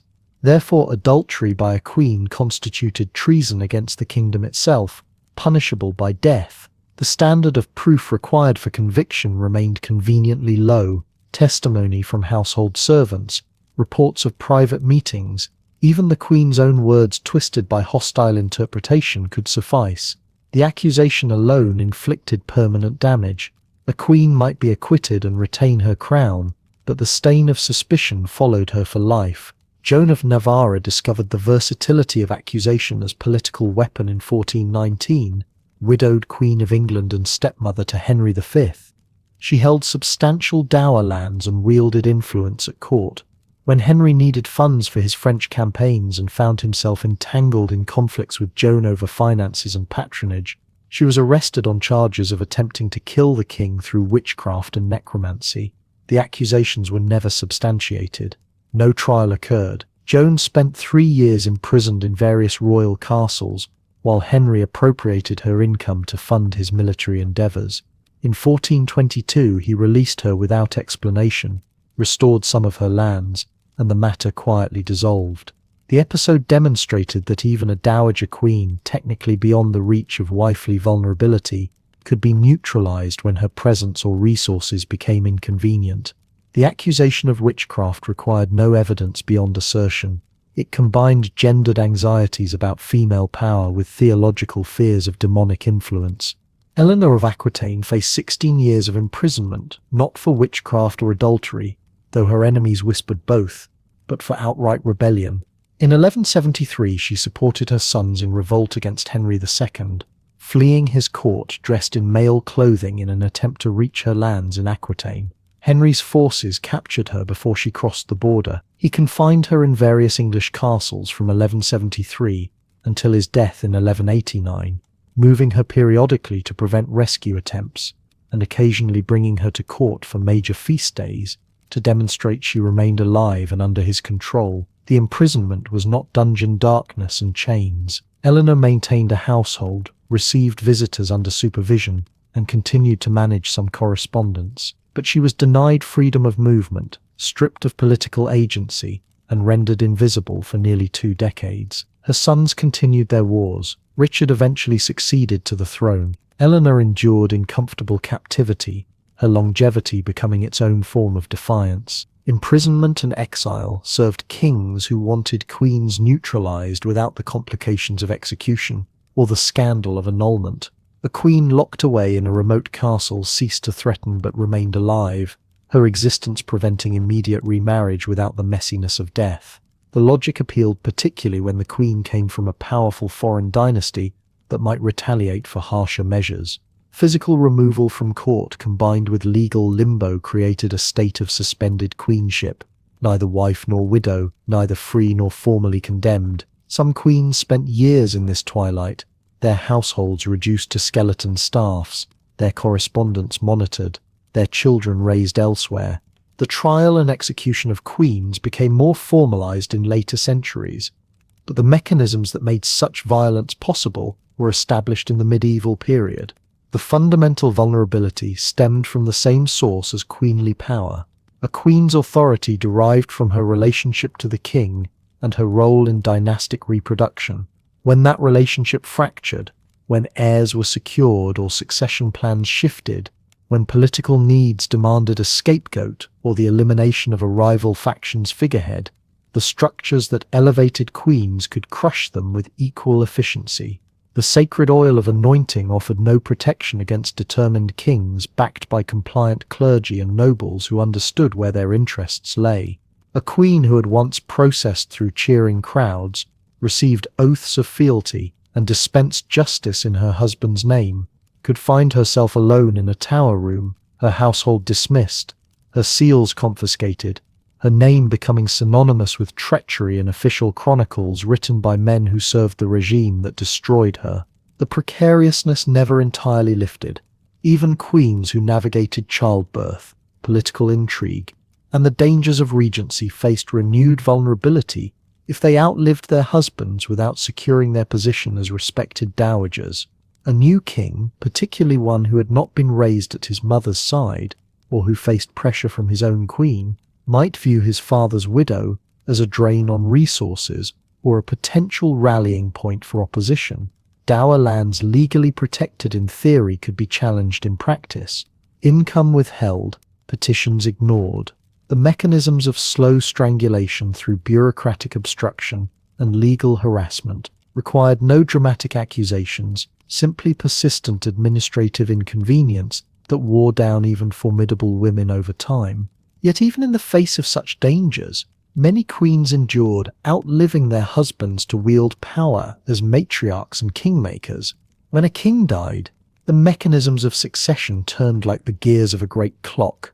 Heirs were acclaimed, coronations arranged, counselors appointed. But in the shadow of these public rituals, another kind of power began to gather around figures who had been present all along.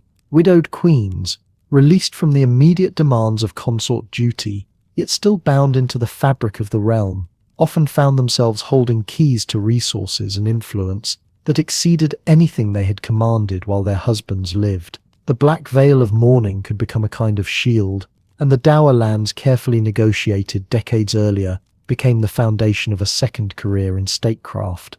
Dower was the legal mechanism that made this possible. It was not charity or sentiment. When a woman married a king, the marriage treaty stipulated which lands, castles, towns, and revenues would pass to her control upon his death. Typically, this amounted to 1/3 of his holdings, though the exact proportion varied by custom and negotiation. These estates became hers for life, inalienable and protected by law even against the new king. A widowed queen held them as her own domain, appointing stewards, collecting rents, dispensing justice through her courts, and maintaining military garrisons if her lands included strategic fortresses. This was not a pension. It was sovereignty over territories that might span hundreds of miles, generating income sufficient to fund entire military campaigns or ecclesiastical foundations. Eleanor of Aquitaine, widowed from Henry II in 1189, controlled vast estates across England and held them with a firm hand well into her 70s. Her dower gave her the financial independence to move freely, to correspond with rulers across Europe, and to intervene decisively in the struggles between her sons. The king could not simply dismiss his mother when she held half a dozen castles and the loyalty of the knights who garrisoned them. Widowhood also transformed the queen's relationship to the throne itself. As consort, she had been partner to the king, her authority derived from and dependent upon his. As queen mother, she became the senior woman of the dynasty, a figure whose legitimacy rested on blood and longevity rather than marriage. When a king died, leaving a minor son, the widowed queen often assumed the regency with a legal clarity that consorts ruling in their husband's absence sometimes lacked. Blanche of Castile became regent of France in 1226 when her husband Louis VIII died, and their 12-year-old son inherited as Louis IX. She had served as regent before during Louis VIII's brief reign, but this second regency carried a different weight. She was not holding the throne for an absent adult. She was raising a boy king while governing a realm beset by rebellious barons who saw the minority as an opportunity to reclaim lost privileges. Blanche convened councils, commanded armies, negotiated treaties, and broke sieges. She did this not as a temporary placeholder, but as the recognized head of government for more than a decade. When Louis came of age, she remained his principal advisor, and when he departed on crusade in 1248, she governed France again in his absence. Her authority by that point was unquestioned, built on years of visible competence and the unassailable fact of her position as the mother of a reigning and anointed king. The Queen Mother's role extended beyond formal regency into the subtler work of dynastic management. She became the matchmaker, the diplomat, the keeper of family memory and strategy.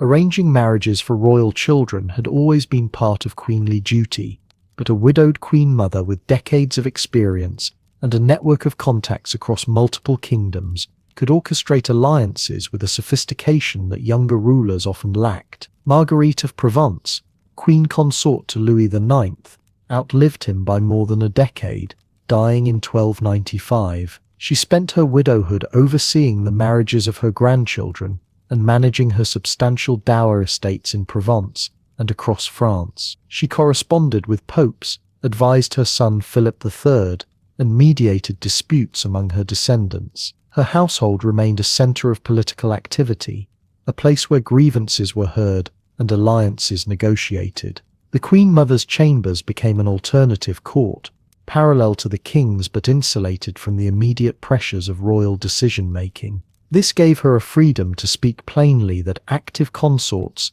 still bound by the diplomacy of marriage, sometimes could not afford. Religious patronage became a central avenue for securing both legacy and salvation in these later years.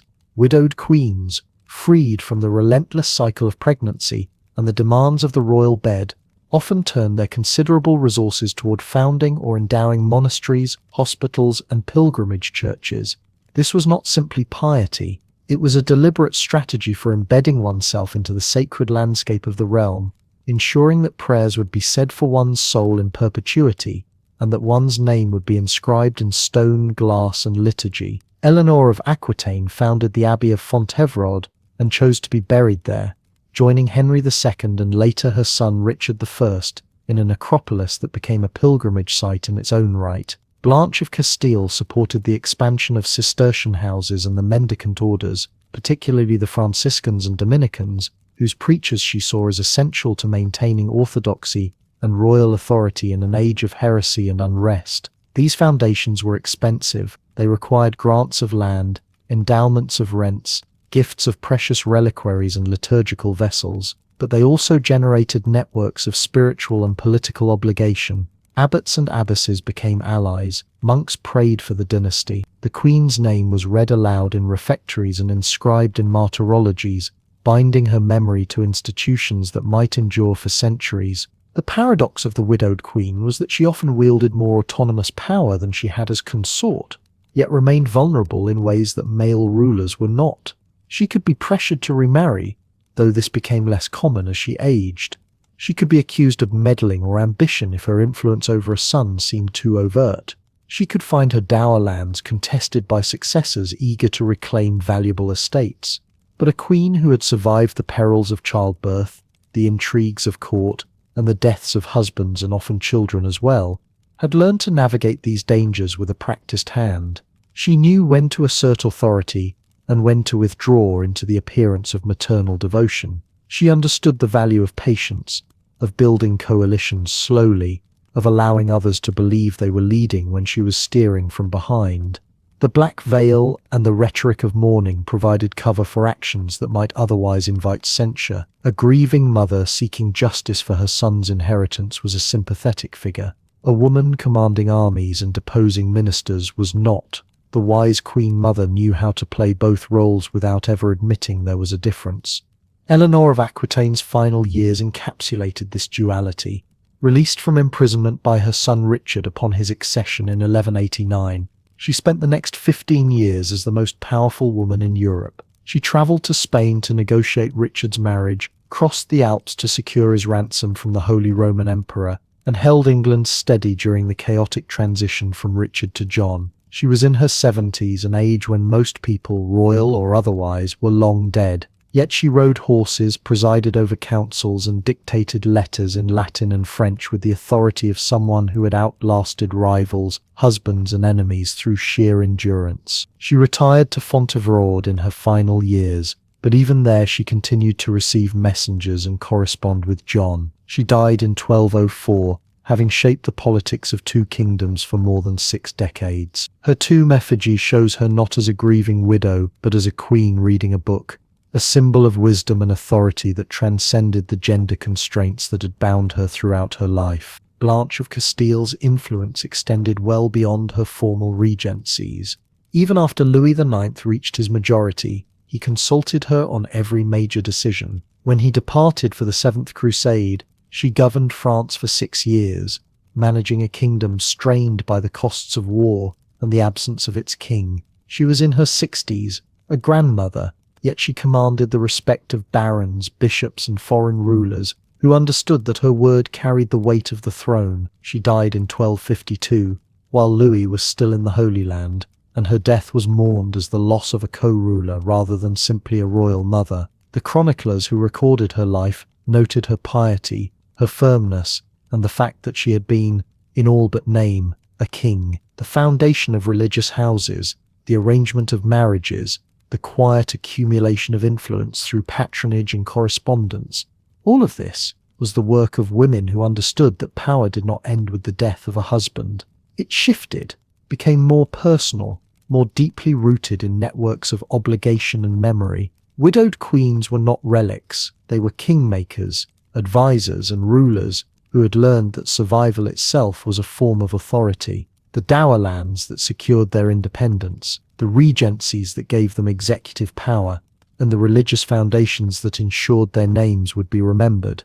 All of these were tools wielded by women who had spent lifetimes learning how to navigate a world that simultaneously revered and constrained them. The rituals, dangers, and powers of queenship left marks on institutions, laws, and memory that outlasted any single reign. The stone survives longer than memory. In the choir of Fontevraud Abbey in the Loire Valley, 4 carved effigies rest side by side in painted limestone, their features smoothed by centuries but still recognizable. Eleanor of Aquitaine lies reading a book, her crown resting lightly on her veiled head, her expression serene. Nearby, her son Richard holds a scepter. Her husband Henry II is there too, and Isabella of Angoulême, wife of their son John.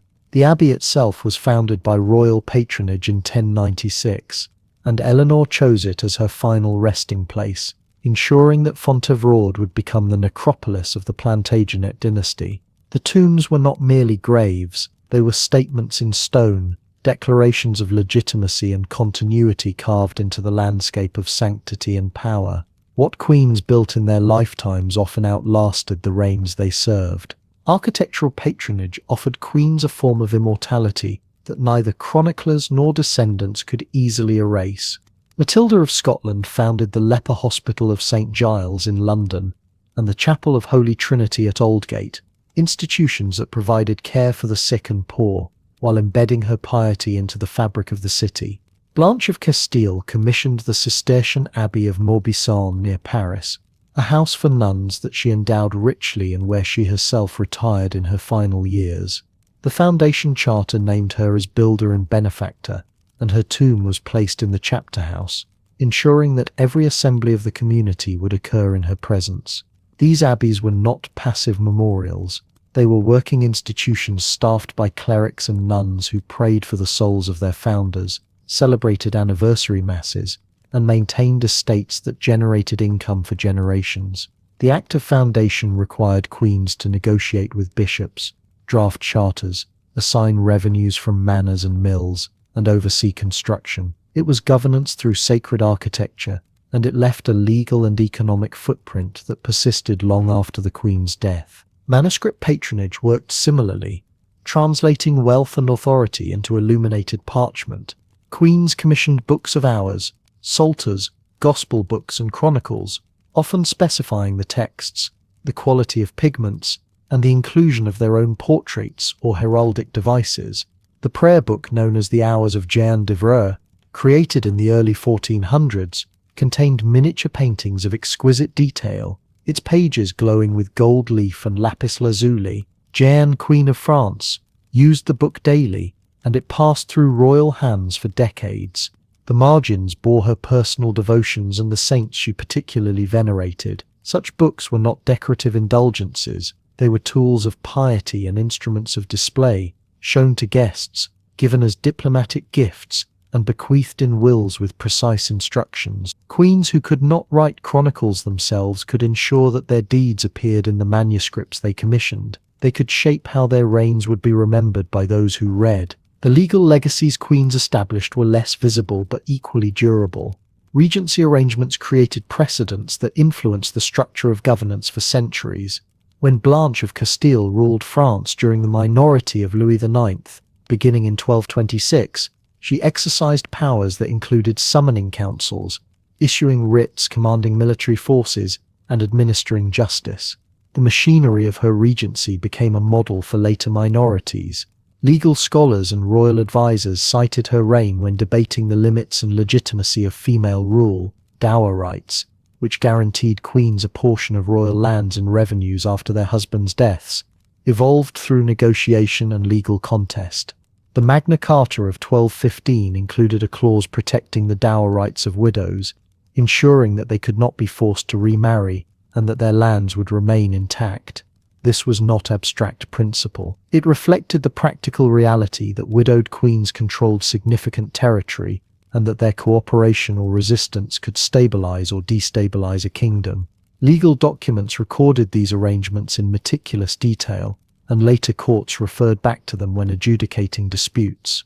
The widow's portion became embedded in common law, shaping inheritance practice well beyond the medieval period. Yet for all these material traces, the narratives that survived were written almost entirely by men. Chroniclers served kings, bishops, and abbots. They wrote in Latin for literate audiences, and their accounts reflected the theological and political assumptions of their patrons. Queens appeared in these texts when they acted in ways that advanced or threatened male power. A queen who produced a male heir, endowed a monastery, or maintained peace during a regency earned praise for her virtue and prudence. A queen who defied her husband, claimed authority in her own right, or was accused of adultery, became a cautionary tale. The chronicler William of Malmesbury described Matilda of Scotland as pious and generous, a model consort whose charity redeemed the harshness of Norman rule. But he wrote with suspicion of Empress Matilda, describing her ambition to claim the English throne as unnatural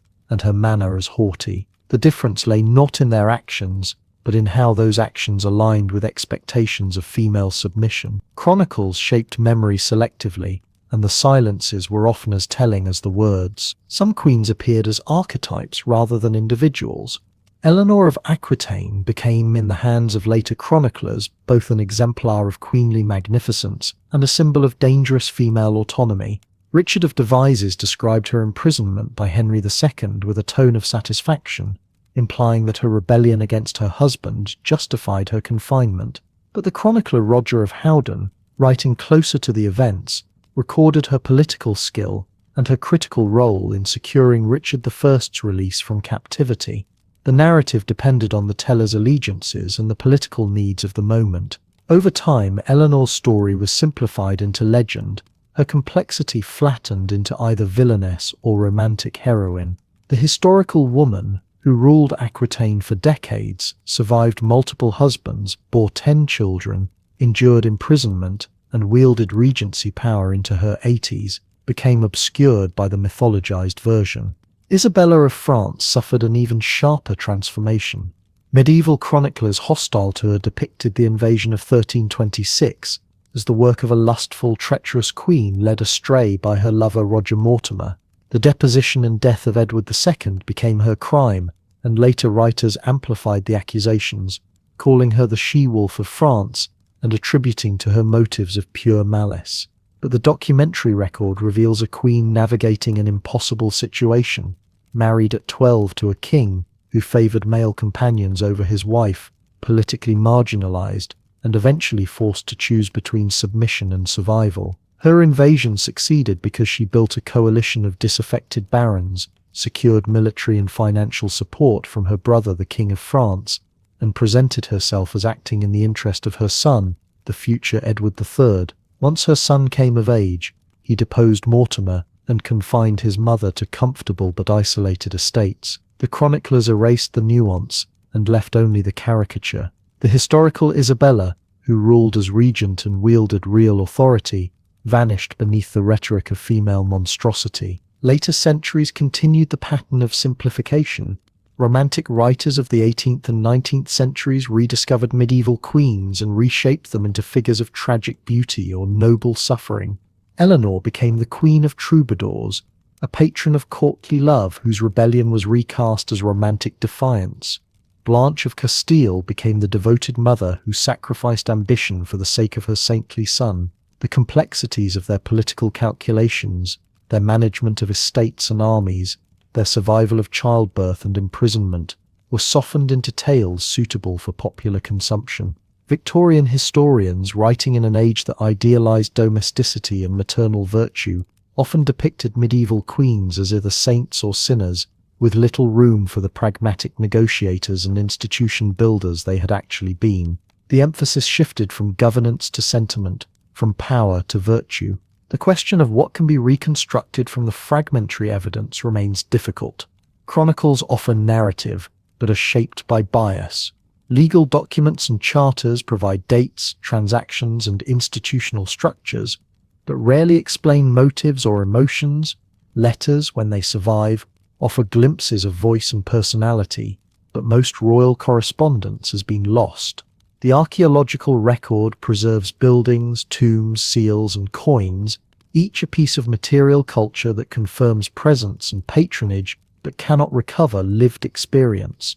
Historians working with these sources must acknowledge the gaps, resisting the temptation to fill silence with speculation.